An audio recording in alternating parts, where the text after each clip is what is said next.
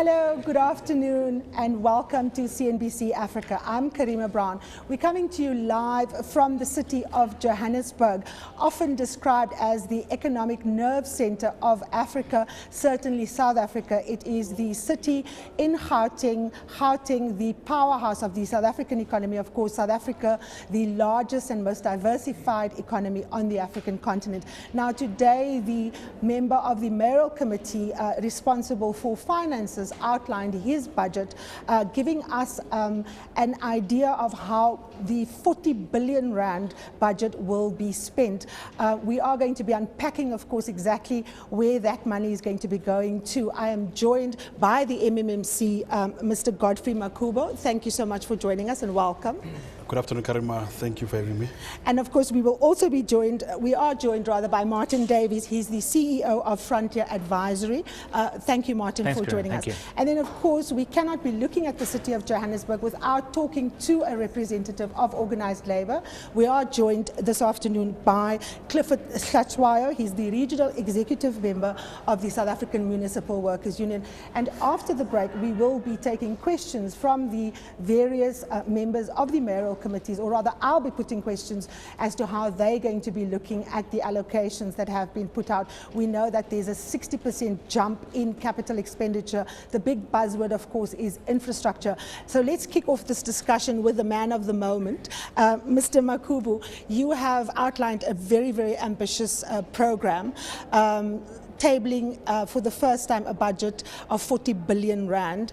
Take us through how that is done in a climate where global economies, both in developed and developing countries, are slowing down. What makes you so ambitious that you can, in fact, command this kind of budget?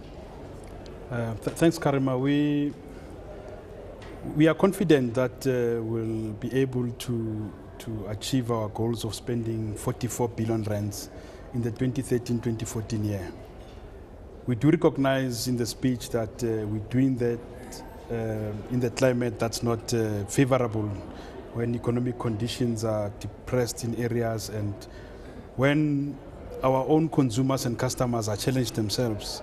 Their ability to pay for services is very much in question. In fact, you make that point in the speech. You were saying that a recent survey shows that there is a very big concern that people are not going to be able to repay debts, and that's, of course, how you collect revenue. What makes you so sure that you'll be able to overcome this impediment? We are looking at various mechanisms to ensure that we are number one on people's budgets.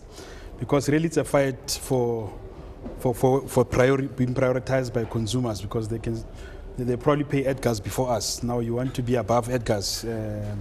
That's a tough ask. So it's how then do we deal with it? However, we segment our customers in the following manner. We've got the large power users and the large water users. These are businesses that probably contribute about 60% of our revenue. Now, a focus on them, it means that we've got a base that's secured. Now, ours is to ensure that we secure that revenue base together with the MMC for economic development. We do engage business, ensure that we still are business friendly and the businesses can thrive in Johannesburg. Now, if we've secured that revenue, then the next level is coming to the domestic users, of which that's where most of the challenges are. Indeed. Considering that we've got quite high unemployment, and considering that most households, particularly in poorer areas, spend the bulk of their money, their disposable income, either on transport or on food or on both, how are you going to jump Edgars in the queue?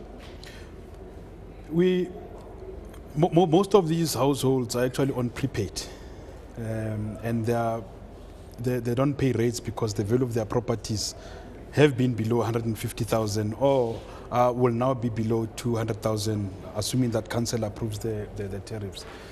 What we've encouraged communities in those areas to do is to contribute to the well-being of Johannesburg, to contribute 5 rands a month, 60 rands a year, as your contribution to the well-being of the city. And they are doing that. In fact, you'll be amazed that the Gogos and the Papas are the ones who are the first to pay and contribute to the well-being of Johannesburg. I wanted to get you back, of course, to that big capex that you have identified. Certainly a jump in 60%, very much in line with what is happening nationally and, of course, continentally. Africa Africa, together with South Africa, big on infrastructure, massive efforts to link up the economy to get goods from one place to the other. Unpack for us, MMC, the idea behind this jump to 60%.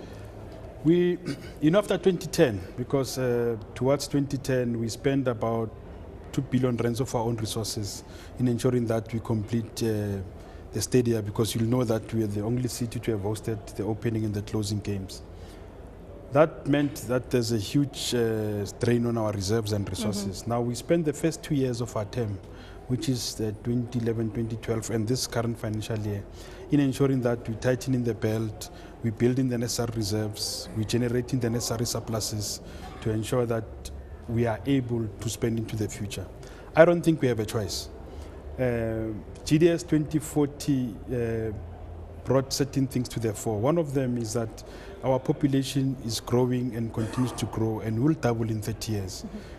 But our infrastructure is old, it's 100 years old, and it don't cope. You just can't keep pace. You can't keep pace. Therefore, if you don't start to invest now, by the time you reach 2030, you're going to have problems, including that when it rains, the whole city is gridlocked because the stormwater system can't take it. Therefore, we have to upgrade the infrastructure to ensure that we prepare for. Jeffrey, I'm going to come back to you. The question, obviously, of investment, it's very ambitious plans. And of course, we need the money to match the ambition, Martin. You, an expert in frontier markets.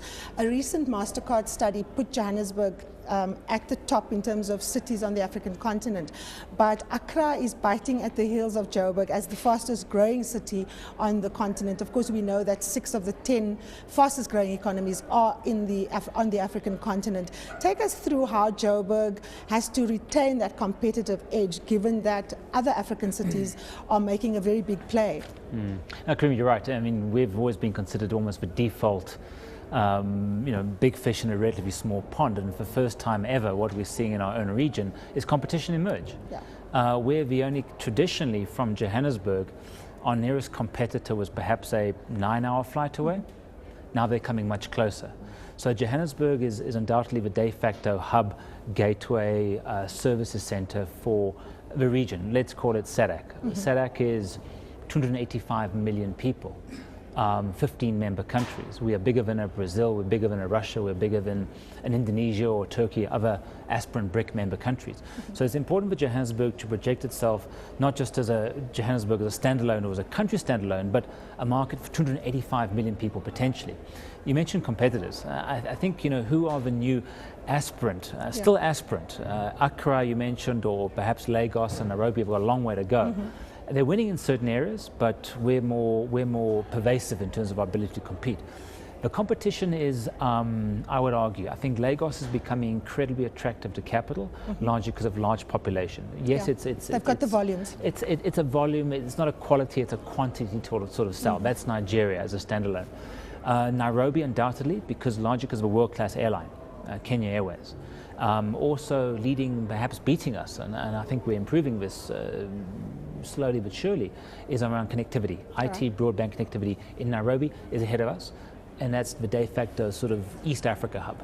Other hubs undoubtedly would be, but ironically outside Africa. Paris is a hub for Francophone Africa, largely because no Francophone country has a world-class airline. Dubai, I'm in Dubai in a week's time. And it never ceases to amaze me how many multinational corporations, Fortune 500 companies, are running their Africa operations out of Dubai. And this is also because of an airline which has incredible connectivity, even flying from Dubai down to Maputo now. Very interesting points you're raising there, Martin. Of course, we will return to those issues that you have put up, particularly the question of the price of, broadband, which is an issue in South Africa, and of course the doing the cost of business, which is a big issue for most cities like Johannesburg. But let me bring in the representative here from the South African Municipal Workers Union. From where you're sitting, Clifford, what kind of indication have you gotten today from the city's budget that the city is committed to paying the people who make the city tick and work, that they are going to be part of this growth spurt, that they're going to be part of the kind of projected growth that is envisaged? Thanks, Taj. I think, firstly, let me put it this way, that it's unfortunate that in terms of the communique, that we're a bit late in terms of the speech that was delivered by the councillor. But us as Labour, we think that the most important thing is the citizens of Johannesburg that we're supposed to look at, both as the city and as the union, because both of us, we are both the stakeholders, and it is our responsibility to see to it the function of the city that is going to be properly, that is going to be effective for all the citizens within the city. Therefore, it is unfortunately that I haven't gone through the speech yet in terms of the budget allocation, but definitely for sure that in terms of the discussion, we'll manage to get somewhere where us as Labour and as the city will be able to see how best can we take this city forward in terms of the infrastructure. Godfrey, let me bring you in here. The big issue, of course, is that even the opposition was saying that what they're looking for is how the residents of this great city is going to be benefiting. And of course, we've got a mixed bag. We've got the indigent, we've got those who can pay for services, we've got those who won't pay for services. And of course, we've got vested interest, Labour, we've got a business. Take us through what, in a sense, you have made attractive for the various stakeholders. Let's talk to business. We know that in this city speech, the mayor spoke about special economic zones, for example. Look, take me through the fiscal implications of those zones. What are you going to be doing to make it attractive for investors to be involved in the city and the many projects that you've outlined? If we talk to business, my colleague, Councillor Matang, would be more suited to talk with the detail.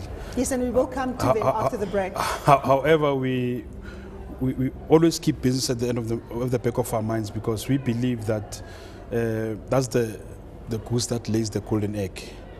Not only in terms of paying rates and services, but in terms of creating employment. And the more people are employed, therefore there's an increased ability to pay for the services they consume. So ours is really to generate a business-friendly environment. Now, what we've done in this budget, we've engaged with the property owners in Johannesburg, SAPO. We've engaged through the Johannesburg Business Forum with Chamber of Commerce and Industries, etc. And we've engaged with the JSE.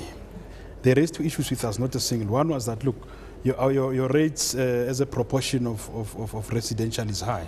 We said we'll work with you. We reduced it by 0.5%, and we'll continue looking at it so that you don't shock the city's finances. But so have you approached a staggered approach? Progressively we'll reduce or we'll work towards reducing their proportion of rates. But the second thing, which is the thing mentioned by Martin, including what the JSE said, that the single thing that we need to invest in that will attract investment is low, affordable, high-speed broadband. And I think, as I say, economic development will be able to respond to it, because we are addressing that part as well. Let me put you on the spot here. Give us an update on Gauteng Online. Where are we? And how does that impact on the city of Joburg? Does that impact on how you are able to lay that out? Someone was saying to me now the other day, it's easier or cheaper rather to get internet in the DRC than it is to get in the city of Johannesburg. Surely that's not something that you're comfortable with? No, I don't think we are, but Gauteng Online, I wouldn't know much about it. It's a provincial program. But it does impact on you. But what we've done is that we have our own Johannesburg broadband network that we're rolling out. I think we've rolled out now over 900 kilometers of broadband, which is a city's broadband network. Now, we're not doing this in isolation. We're doing it in response to a study that was done by the city in 2003, talking to exactly the same issues that you raise. We don't want to lose our competitiveness. Now, you're not ordained to be the leader, and you don't get it by proclamation. You must stay on top. You must earn it. And to stay on top, there are things you must do now, including this investment. I mean, you want traffic mobility. You want the ease of commuting between one place to the other. You want linkages, how does it link to the BRT and all that, including fast, affordable broadband.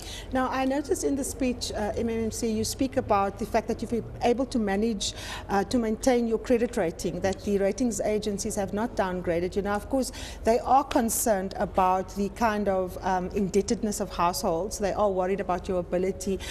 Take us through what in this budget reassures the rating agencies that the city of Johannesburg is in fact able to maintain its solvency, that it is able to collect revenue adequately, and that it can in fact stay in the black. We continue engaging with Fitch, we continue engaging with Moody's, which are the two rating agencies that are our partners in the city. We know the sorts of things that are their concern. We know the sorts of ratios. In fact, we've used their own ratios as the benchmark that we use to measure ourselves. So as we look at our balance sheet and income statement, we think about what the credit agencies would think about. So we manage those ratios in the positive. I mean, we did in our budget, as we're planning this CapEx rollout and spending, what will be the cash coverage in year 3? If it's low, what should we do today to ensure that we reverse that? Should we reduce the amount of capex we spent? And of course we did. When we were expected to spend 15 billion, we reduced it to 14 billion, to 11 billion, just to ensure that we remain within the parameters. The issue of the economy and the ability of consumers to pay remains a key concern. Now, one of the things that I do on a daily basis, maybe 6 days, not on a Sunday, one of the things that I do from Monday to Saturday is to watch collections. And how's the city doing? Take us through the kind of percentages. If you were to look back from the previous budgets, are we improving in our ability to collect revenue? And more importantly, what about the soundness of our financial systems? No, we believe that we've got a robust financial system. We still have challenges around billing. However, Well, Johannesburg has a notorious reputation. People say that they must take off a day from work if they've got a crisis with the electricity bill. It's not something you can sort out over the phone. How are you going to change that, particularly when you're talking to small businesses? But that's precisely what we spoke to in the speech, that we have residual challenges. We are receiving feedback.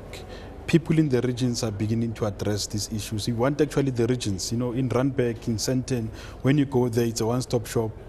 The turnaround time of our staff in responding to queries has greatly improved. In fact, you see that in the cash register, because that's a sign that now consumers are happy with their bills. Now they're beginning to pay. So money in the pocket of the purse of the city is what you're judging yourself by? Well, I'm judging that, including, we monitor things like how long does it take an operator in the call center to respond to a call. And how long does it take us?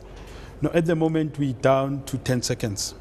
But that's not the only thing. The only thing is that how long do we take to resolve the customer's queries? Now we've set ourselves that depending on the type of query, the maximum it should take us is 30 days. Okay, 30 days. Business, every forum that I've ever attended, business is saying government does not settle its bills on time, and it is often the bane of small businesses. In fact, in some instances, it leads to them having to go under. The president has committed the government to paying within 30 days. Martin, you interact with investors and the private sector every day. How's the city of Joburg doing? I think two things. Often it's hard for us to differentiate between what's the city's responsibility and what are other government departments. You mentioned now the Gauteng government, for example, even central government. What I would ultimately like to see happen, and this is a case study, you mentioned special economic zones, Karima, in Asia, where cities actually compete in the same country, but are given the policy space to do so. For example, why can the city of Johannesburg why should they not be going, marketing themselves, commercial diplomacy abroad, and offering tax concessions to Fortune 500 companies to set up their Africa headquarters here in Johannesburg? There's no reason why we should be doing that. Well, obviously, Treasury or Ministry of Finance would disagree with that and be somewhat rigid. But where we're going in this country increasingly is we're looking at a failing or a flailing rural economy, undoubtedly, fueling urbanization or accelerating urbanization with resultant social problems that come from this, and Johannesburg knows this all too well. Why have we not given the additional incentives, tax incentives or whatever incentives possible, greater efficiencies in rural municipal governments or rural governments to attract capital and business to rural economy? These are problems which could have been stemmed in other parts of the country, but are now having to be sorted out by your team, effectively, here in Johannesburg. I want to see more policy flexibility And rather than the sort of one-size-fits-all South Africa approach, rather look at a city approach first and foremost, maybe a provincial approach, but undoubtedly a city approach would help. We're living in a, last point, we're living in a time now where robust growth surrounds us in Africa. It's an incredible enabling environment. Many multinational companies are coming into Africa, investing in Africa, and looking and having these conversations. And direct answer to your question: where should we put our CEO? Right. Where do we put the head office? And and increasingly they're saying, put it here. But increasingly they're saying, if Johannesburg or South Africa can't sort out these issues, we will put our people in Lagos, we will put our people in Nairobi. And that's a good thing, because it makes us more competitive. Now we have competition, and we realize there's competition. We're less complacent, and it'll make us better. Now, of course, one of the big issues in the city is the use of private companies and outsourcing. It's the perennial issue that trade union movements have raised. Some is quite vocal on the issue. If you look at the management of the finances, over this period, are you confident, Clifford, from where you're sitting, that the city is going to be able to manage its budgets prudently? You've been whistleblowers in many instances of corruption in the city of Johannesburg, but also across the country. From where you're sitting, the team that is gathered here today, does the Municipal Workers Union have faith in that team? Yes, I think as some now currently in the city of Johannesburg, more in particular with the current leadership that is there in the city, because in several instances we have bilateral talks with them, where at certain instances we agree to disagree, but at certain instances we see that there is a possibility of a brighter light out there, because in terms of engagement, we manage to, at certain instances, get one another in terms of whatever that we are discussing about. I think with this current, there is a possibility that we might be getting somewhere. Well, that's quite a positive note. Martin, before I go back to Jeffrey about the actual allocations, the idea that the city is turning itself around, that you're getting more efficient services, that they're dealing with residual issues, whether it's billing, whether it is getting payments done on time. From where you're sitting, is there an increase in the way in which efficiency is working? Are we seeing a city that is more effective, that understands that if it's resting on its laurels, that other African cities will actually just pass it by? Two sort of comments from me, and linking what you said earlier, is the size of a budget clearly indicates, now we're not living in Europe, austerity, a silly phrase or silly word, newly created word, came out of Davos this year. It's called growth-sterity. And that's seemingly what we're applying. We're growing. We're not too ambitious, but we're a bit more optimistic than your average Southern European sort of city would be, or country would be these days. But point being is, are we going to get more benefit? And we talk about infrastructure from Keynesian counter-cyclical spending to boost growth. Or will we get, as you say, improving the quality of livelihoods of Johannesburg citizens like myself, and very patriotic ratepayers, I must add as well, are we going to get more benefit from sort of counter-cyclical spend, or through enhancement, improvement of institutions? Ideally it's both. But we mustn't focus too much on the hardware, and as was said, perhaps the software is even more important. Well, clearly your challenges are many, and you've acknowledged them and you've embraced them. If we look at infrastructure spend as this kind of big vehicle through which we're going to get the economy growing, despite the fact that things have slowed down both in Europe and even in China and our other partners in BRICS, take us through the kind of plans that you're putting in place to ensure that monies are actually spent on the actual projects that they meant to be spent on. I had a discussion recently with someone from Deloitte, and they were saying that there's great enthusiasm for public-private partnerships, but government is often not able to monitor once they sign off on the projects. You often pay large sums of money upfront on projects with very little ability to check whether milestones are actually being, achieved. Take us through the importance of paying people out and the quality of the service that you're getting, and whether you're getting your projects in on time and on budget. I think we've paid our school fees in that regard. And as a city and as a political leadership, we we have taken it upon ourselves to ensure that administration spends on the right project at the right quantities, and that the city gets value for money. So we stretch the value of that rent.